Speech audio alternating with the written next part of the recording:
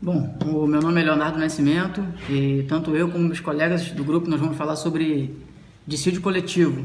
Eu vou abordar os seguintes tópicos. Eu vou falar sobre o conceito de dissídio coletivo, vou falar sobre negociação e arbitragem, vou falar sobre os tipos de dissídio coletivo, vou falar sobre dissídio coletivo econômico, dissídio coletivo jurídico e vou falar também sobre dissídio coletivo originário e revisional. Bom, os conflitos no direito do trabalho, eles são muito comuns. Então, o dissídio coletivo existe quando o interesse não pertence a uma só pessoa, e sim a uma categoria profissional ou econômica como um todo. Para falar sobre negociação e arbitragem, via de regra, a negociação é sempre a primeira solução no conflito. Num segundo momento, em caso de frustração da negociação, entra em campo a arbitragem. E nesse caso, as partes elegem um terceiro responsável para tomar sua decisão. Não resolvendo com negociação e com arbitragem, somente aí existe a intervenção da Justiça do Trabalho. Então a gente volta lá ao conceito de dissídio coletivo. E a gente entende que dissídio coletivo é uma forma de solução de um conflito coletivo de trabalho. E aí ele pode ser dividido em dois tipos. Ele pode ser de natureza econômica e pode ser de natureza jurídica.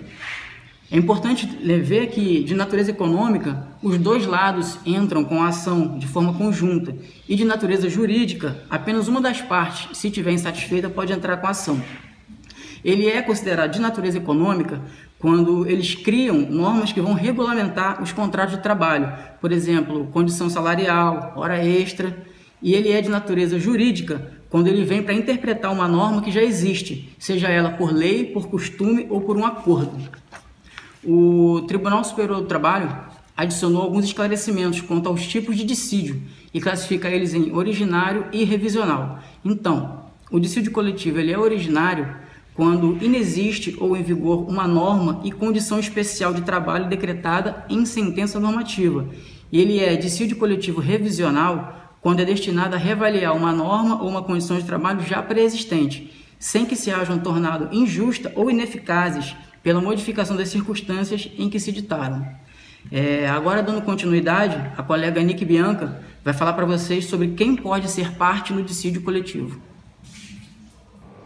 Como disse muito bem o meu colega, o dissídio coletivo ele é instaurado quando ocorre um acordo, uma negociação direta entre os trabalhadores, sindicatos ou empregadores. Ausente esse acordo, os representantes das classes trabalhadoras ingressam com uma ação na Justiça do Trabalho, fazendo com que o dissídio seja uma forma de solução de conflitos coletivos do trabalho. E a pergunta, quem pode propor um dissídio? Podem propor um dissídio os sujeitos que estão aptos a negociar as condições de trabalho. São eles sindicatos, empresas e o Ministério Público do Trabalho. O sindicato pode instaurar o dissídio a qualquer momento, em qualquer situação. Segundo o artigo 857, no seu parágrafo único da CLT, ele diz que, quando não houver sindicato representativo da categoria econômica, no caso os empregadores, ou profissional, os empregados, poderá a representação ser instaurada pelas federações correspondentes e, na falta delas, pelas confederações respectivas, no âmbito de sua representação. Já na empresa, assim como no sindicato, elas também podem ser feitas, podem ser instauradas em qualquer situação, só que regida por outro artigo, que é o 616, no seu parágrafo 2º da nossa CLT, que diz que no caso de persistir a recusa da negociação coletiva, é facultada aos sindicatos ou empresas interessadas a instauração do dissídio coletivo. E também temos o Ministério Público do Trabalho, não menos importante, claro, que já, como foi dito, em caso de greve em atividade essencial, com possibilidade de lesão do interesse público. Aí o Ministério Público do Trabalho pode propor uma ação de dissídio coletivo. E para finalizar, nós temos uma última observação, que apesar que no artigo 856 da CLT ela diz que o presidente do tribunal poderá, por sua iniciativa, ajuizar o dissídio em caso de greve. Porém, entende-se que essa norma não foi recepcionada pela nossa Constituição Federal, ou seja, ela é incompatível com a nossa Constituição. Sendo assim, não pode valer. Proposto dissídio, começa a correr a ação. Bem, pessoal, dando seguimento aí à explicação sobre esse assunto do que é dissídio coletivo, pegando o gancho aí da nossa amiga Anique, eu estabeleci aqui 5 tópicos para a gente abordar sobre essa temática. E o primeiro deles é: como é a tramitação na justiça? Bem, seja em virtude de greve ou por frustração das negociações, o dissídio coletivo é julgado pela Justiça do Trabalho. No entanto, para definir qual será o tribunal do julgamento, é preciso analisar a base territorial do conflito. Resumidamente, ao todo, o país tem 24 tribunais regionais do trabalho. Tais órgãos, na ampla maioria dos casos, exercem as suas atribuições sobre o território equivalente a um estado-federação. Por exemplo, o TRT1 julga as ações trabalhistas do Rio de Janeiro. O TRT3 julga as de Minas Gerais, o TRT4 do Rio Grande do Sul e assim por diante. Nesse sentido, se por acaso houver um conflito correspondente à área de atuação de um dos TRTs, ele será a entidade autorizada legalmente para realizar o julgamento. Todavia, se a crise ultrapassar os limites de uma região, aí esse processo ele vai tramitar no Supremo Tribunal do Trabalho, com sede em Brasília. Importante isso. Quanto à instauração, o dissídio coletivo terá início com uma representação escrita encaminhada ao presidente do tribunal responsável pelo julgamento. Como visto, ela pode ser proposta por um sindicato, empresa ou membro do Ministério Público. A depender do caso, o conteúdo do documento está determinado no artigo 858 da CLT. Então, olha só, pessoal, o artigo 858 ele diz que a representação será apresentada em tantas vias quanto forem os reclamados e deverá conter, olha só, a designação e a qualificação dos reclamantes e dos reclamados, a natureza do estabelecimento ou serviço, os motivos do dissídio e as bases de conciliação. Então, se houver um acordo em convenção em vigor, o processo deve ser provocado por uma das partes com antecedência mínima de 60 dias do encerramento da validade do pacto anterior. O objeto é garantir que a categoria não fique sem regulamentação.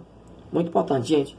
Quanto à designação e conciliação, ao receber a apresentação, o presidente do tribunal verificará se o requerimento foi apresentado em conformidade com as exigências legais. Não pode ser de qualquer maneira. Logo após isso, se tudo estiver correto, tudo ok, a autoridade designará a data e a hora para uma audiência. Já sai dali com a data e a hora para fazer a audiência. É muito rápido. Dentro do prazo de 10 dias, da qual a Justiça do Trabalho intervirá para facilitar o acordo entre os litigantes. Então, se puder resolver ali, já resolve. Após fixada a data, as partes interessadas são comunicadas sobre o agendamento via correio ou outro meio válido. Então, Justiça do Trabalho, justiça rápida. Quanto à realização da audiência, em audiência, as partes terão a oportunidade de apresentar as propostas de solução do dissídio coletivo. Se não chegarem ao acordo, também o presidente do tribunal ou o magistrado responsável indicará as bases que entende justas na questão. Por outro lado, se houver acordo, o termo será levado para homologação em sessão de julgamento do tribunal. Esse passo consiste em atestar a legalidade do ato e agir para torná-lo válido, inclusive com sua publicação no Diário Oficial. E por último, e não menos tão importante, o julgamento. O dissídio coletivo nunca será julgado em uma vara do trabalho, apenas os tribunais da Justiça do Trabalho. O julgamento do conflito ocorrerá em uma sessão envolvendo todos os desembargadores ou ministro do tribunal, ou por composição especializada à demanda.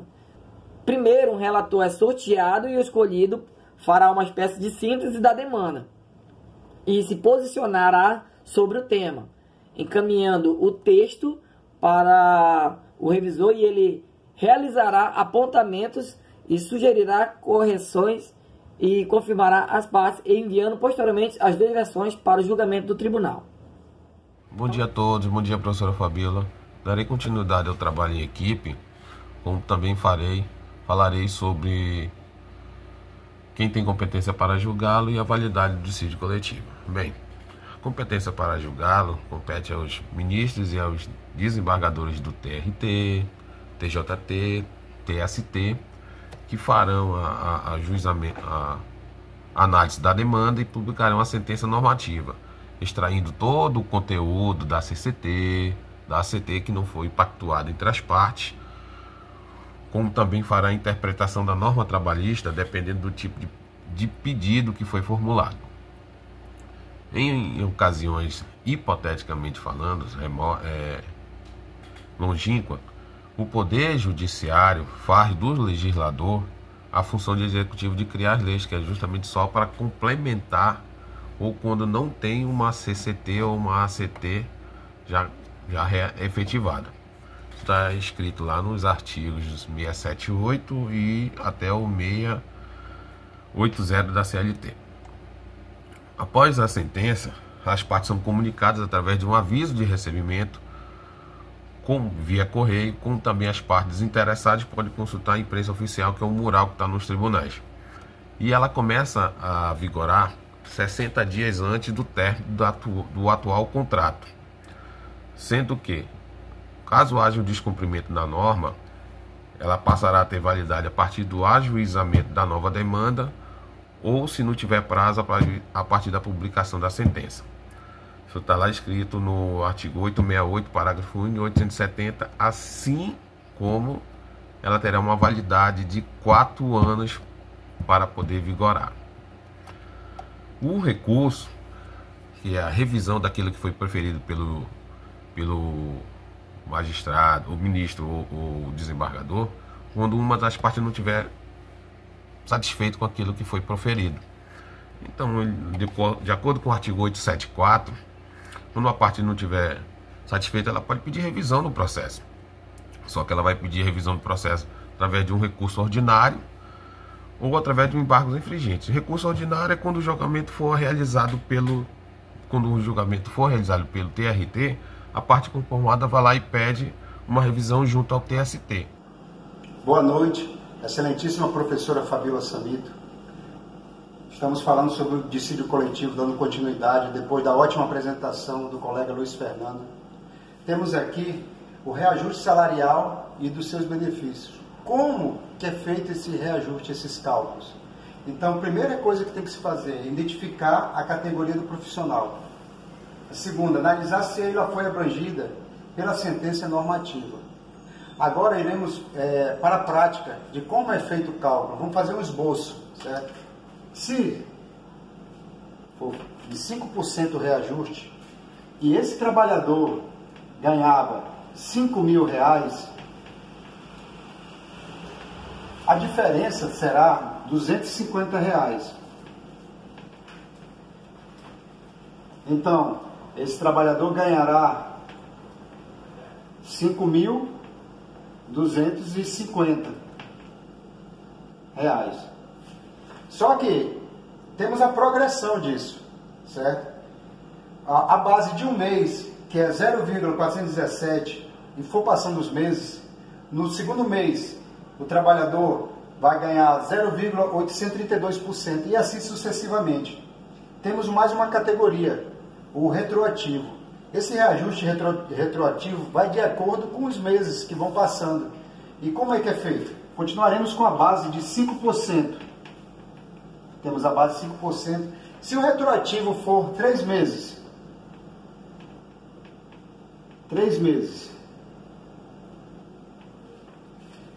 essa retroatividade será de R$750. É isso que será pago para o colaborador. R$750. Bom, nisso temos esses cálculos são importantes. Os mesmos são aplicados nas soluções de acordo com as convenções, certo? Então, nós temos os acordos coletivos. Quando não há representação sindical, bom, somente por parte do trabalhador tem que haver essa convenção do sindicato dos trabalhadores, certo? Não, o sindicato patronal, ele não é exigência para ter esse acordo.